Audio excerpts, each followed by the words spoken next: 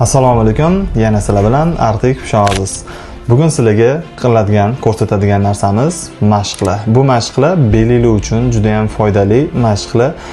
Kimniki belida grijasi yoki spazm yoki belida og'riqlari bo'lsa, mana shu mashqlarni qilib, uy sharoitida qilib ko'rishingizni tavsiya beramiz. Juda ham foydali, belinglar uchun juda ham foydali bo'lgan mashqlar. Qani, ketdik, ko'ramiz.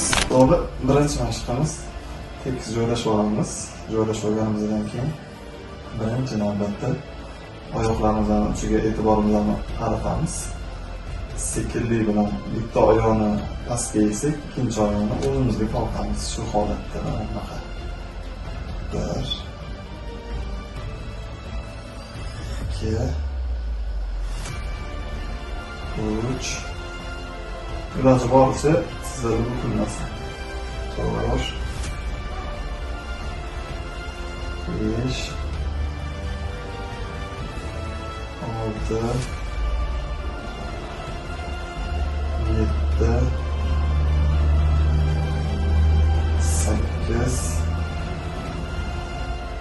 9 10.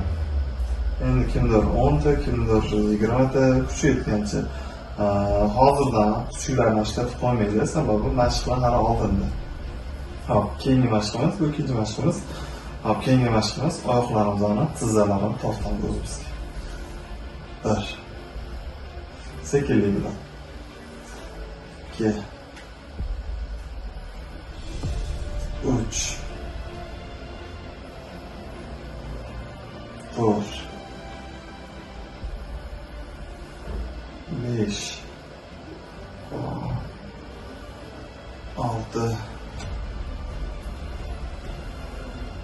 7 8 9 10. Buni ham kuchli yetgancha qilaylik. Kimdir 5 ta, kimdir 10 ta, kimdir 8 ta farqi yo'q. Kuchlarni oxirigacha ishlatib qo'ymaslikka harakat qilaylik.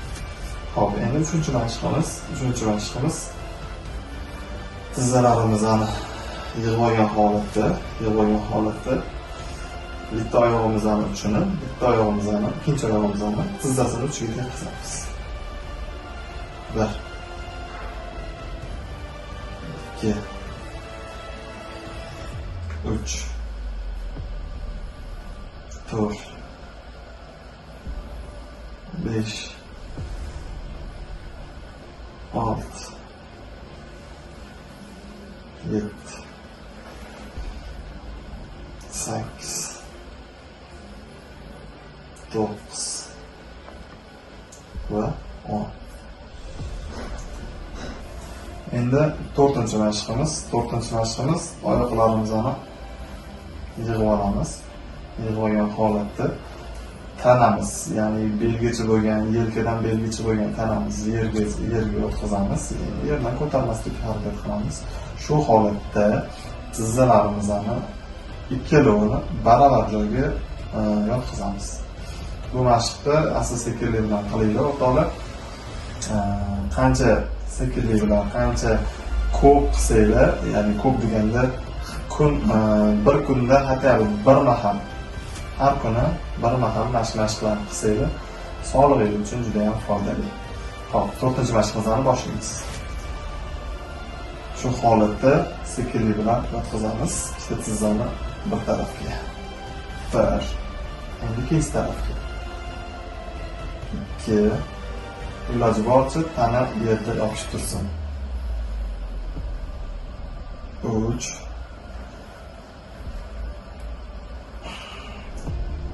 4 5 6 7 8 9 10. Bu mashqimiz ko'proq mani mana shu pazlarimga kuch berdi. Ya'ni buni ko'ksam turuz, bemorlarimiz bu mashq qilsa yana ham foydali bo'ladi. Hop, 5-chi mashqimiz oyoqlarni cho'zib olamiz. Shu holatda sonimizni qornimizga tekkizishga harakat qilamiz, ya'ni mana shunday. 1. Keyingisi ikkinchi oyoqimiz. 2. 3. Sonni qorniga tekkizishga harakat qiling. 4. 5. 6. 7. 8. 9 va 10. Keyingi mashqimizni davom ettiramiz. Keyingi mashqimiz oyoqlarimizni nomiga yaqinlashtiramiz bir-biriga, juda ham yaqin emas, nomiga yaqinlashtiramiz va muvozanatni ushlab turish uchun qo'llarimizni kengroq cho'ksak ham bo'ladi. Xohlaganlar bundan, xohlaganlar bundan. Endi uni qanaqa qilishga bog'liq. Hop, shu holatda oyoqlarni shu holatda ikkalovini baravar ko'taramiz.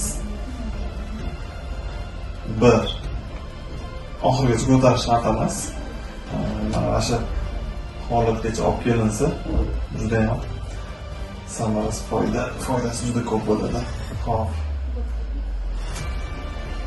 5. Bu mashqimiz qorin yo'qotishga ham yaxshi, presslarni chiqarishga ham yaxshi. Sekinlik bilan qilinadi. Hop.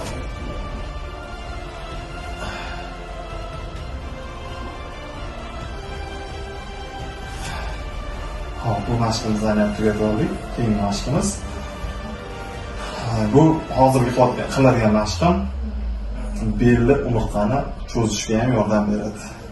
Hop, bu mashqimiz sonlar, ikkita sonni qorin tekkizib tortiladi. 1. Mana xohlagan unaqa ushlab olsan, xohlagan bunday ushlab olsan, uni udobnisini qiling o'zingizga. Hop. 2. 3. 4. 5.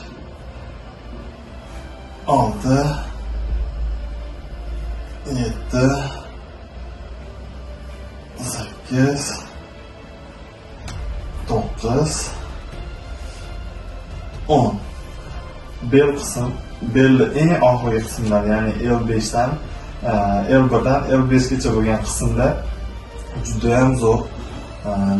ham zo'r aniq. Qanaqasi bo'ladi? Griji uchun juda ham zo'r samarali mashq mana shu. Yana bir marta ko'rsatib beraman. Aynan o'sha bel qism L5dan L1gacha, L1dan L5gacha. Va yana keyingi mashqimiz qo'llarni keng yoyib keng yoyilgan holatda bitta qo'limizni ikkinchi qo'limizga olib boramiz. 1. 2. 3. 4. Ya'ni bu mashqda umurtqalar esabrazli yuradi. Ya'ni bunaqa holatda o'ynagan hisobiga ham poзвоночниклар juda ham zo'r mashq. Natijasida og'riqlari tarqaydi. Ya'ni bitta ko'rsatsam, shu bilan bu mashqimiz ham nihoyasiga yetdi. Ko'p tanalab turgan holatda hop, mashqni kuzatib turadi. Bunga o'zingizlar nom berasizlar. Hop, bitta oyog'imizni tepaga ko'taramiz. 1. 2. 3. 4. 5. Buni ham 10 ta qilsangiz bo'ladi, kuchayotganicha. Hop. Keyin ikkinchi oyog'imizni davom ettiramiz. 1. 2. 3. 4. 5. video cho'zilib ketmasligi uchun yana ham kamroq ko'rsatdim. O'zi aslida 10 ta qilsada juda ham foydali bo'ladi. Xo'p, keyingi mashqimiz shu turgan holatda qornimizni tepaga ko'taramiz. Ya'ni mana shunaqa. 1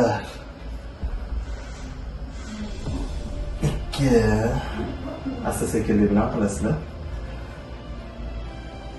3 tez qilmaysizlar. 4 5 6 7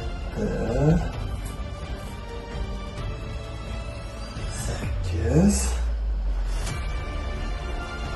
9 10. Endi mashqimiz qo'llarni cho'zib shu holatda o'tiramiz. Va qo'llarni cho'zgan holatda iloji boricha o'ng tarafga ozgina, chap tarafga ozgina olib va mana o'rtaga olamiz. Bu kuraylarni chiqarishga, kurang ustidagi muskullarini cho'zishga, kuraga qotib qolgan bemorlarimiz uchun juda ham zo'r mashq.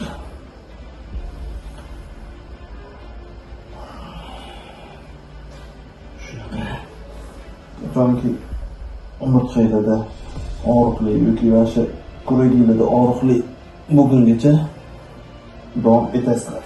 Shu mashqqa iloji bo'lsa juda ham cho'zilishga harakat qilinglar. Ushbu mashqlarni uy sharoitida bajaring va sog'lom bo'ling. Ushbu mashqlarni bajarganingizdan keyin belingizda og'riqlar bo'ladigan bo'lsa, demak sizda muammo katta. Shu holatda bizga Rahmatulloh klinikasiga murojaat qiling. Biz sizni sog'lig'ingiz uchun qayg'uramiz.